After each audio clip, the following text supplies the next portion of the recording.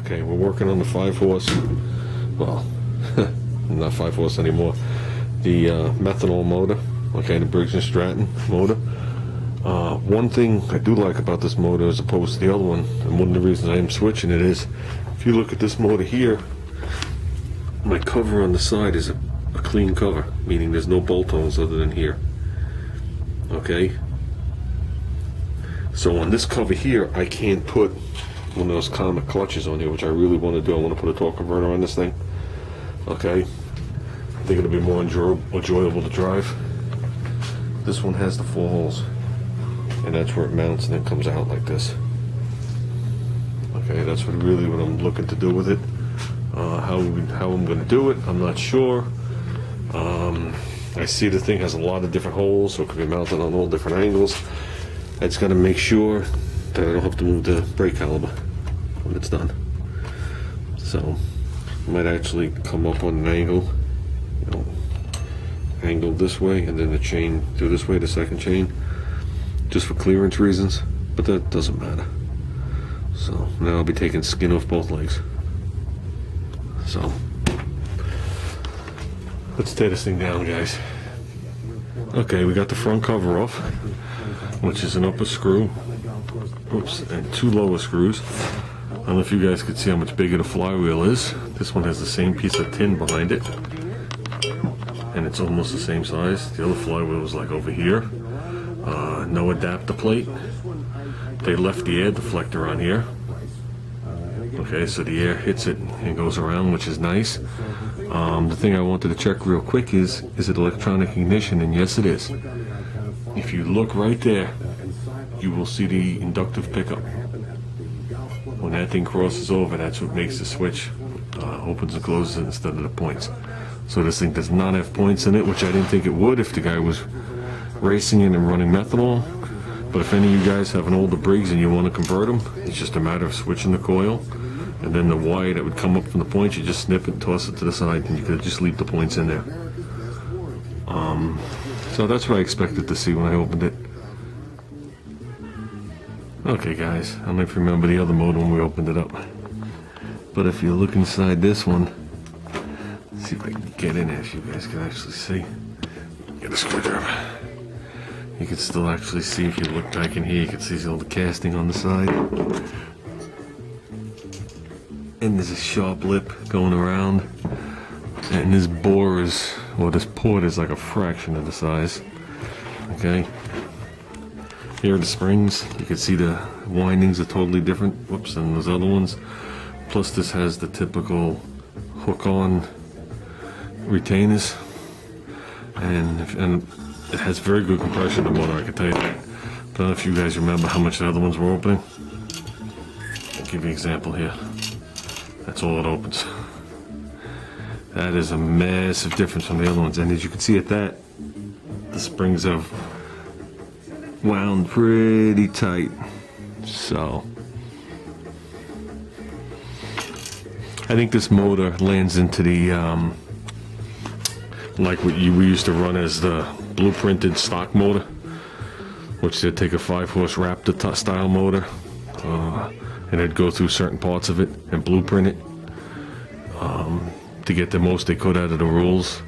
And then I think they'd produce, like with the methanol, just straight, you know, methanol, no nitro in it, they'd produce 8-9 horsepower, somewhere in that zone.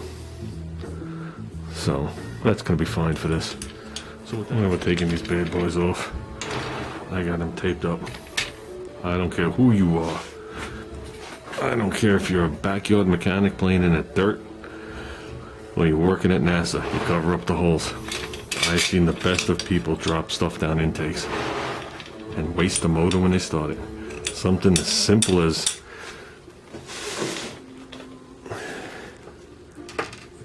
see that?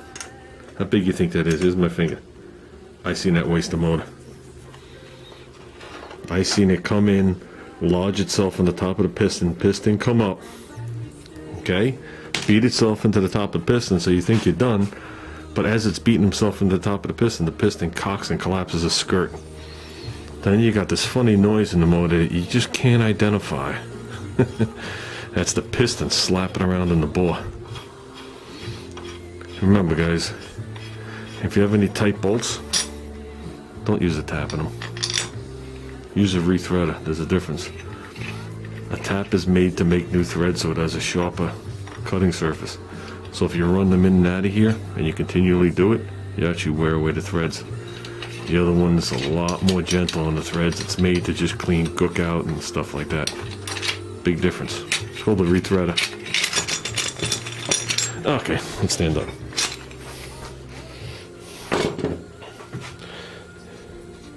Well, all these seem to come out nice. I'd like to stud these, but I can't. They'll hit the mini bike frame.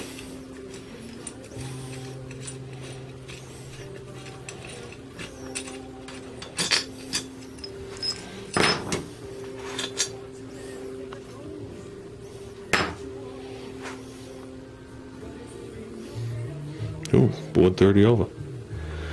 See, it wasn't run much. You know we ran it, but it was probably run a little bit more than that. You see it's got the racing plug in there.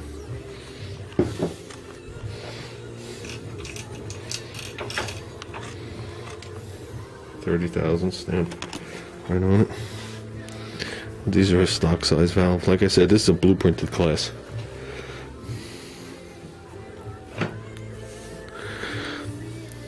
This looks like an aluminum bore motor. I don't see a sleeve.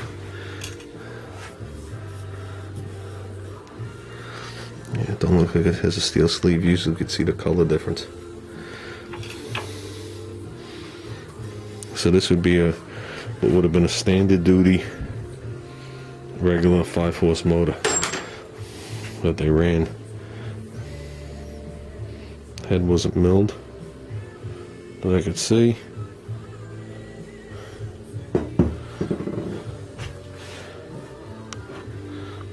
Nice. This is stuff I like to see. You know, and even if I would have opened it up and it wasn't as clean as the guy said, it wasn't his, it was his wife's motor. So he really wouldn't have been lying to me. Let's see what we got. Let's check out some of these seats. Let's grab the light.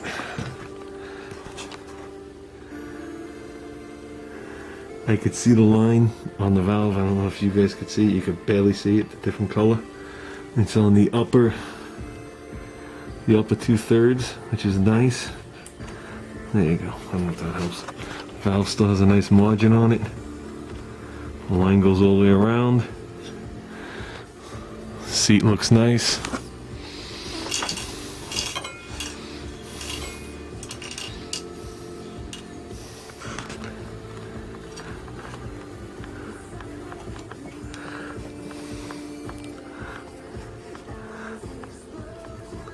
Looks good to me, guys. Bore looks nice. So, you never know. This might have been one of the motors that they started racing with when they were in the lower end classes. So, I think that's the color, guys. I thought about the blue and the red, which is coming up as orange, which is regular Rust-Oleum. Sunrise red. Here comes up orange, I don't know why. And I found a can of this, Ruben, look. Some VHT paint. Full. Show you how much I like it. Missing the nozzle. But this is cast aluminum. There's a difference between cast aluminum and that dull aluminum. But I might use that just on this head and then throw the can out to tempt me from ever using it on my car. So I really don't like it. They look nice. Probably shoot the block satin black. So everything you see here will be a satin black. Maybe we'll shoot the fins of the flywheel red.